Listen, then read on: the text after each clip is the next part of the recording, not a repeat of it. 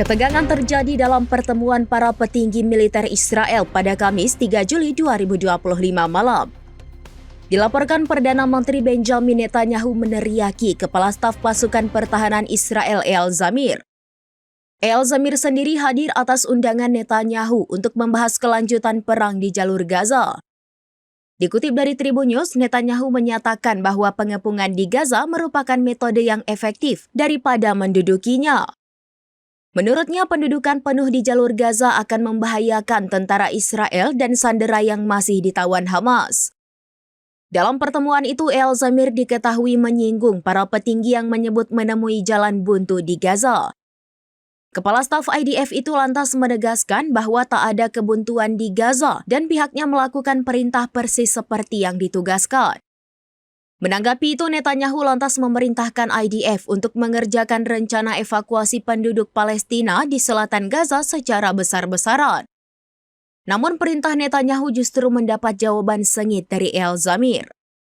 Sontak Netanyahu pun naik pitam dan berteriak kepada Kepala Staf IDF tersebut.